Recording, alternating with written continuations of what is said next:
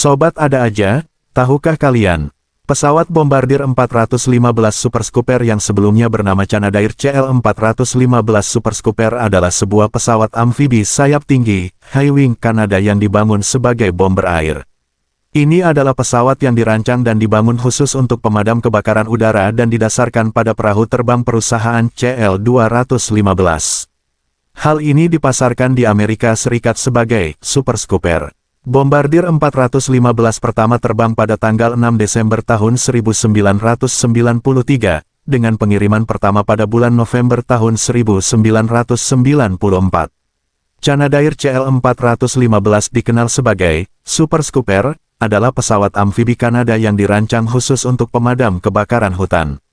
Pesawat ini dapat meluncur di permukaan air untuk mengambil 6.137 liter air dalam waktu 12 detik dan menjatuhkannya ke titik api tanpa harus kembali ke pangkalan.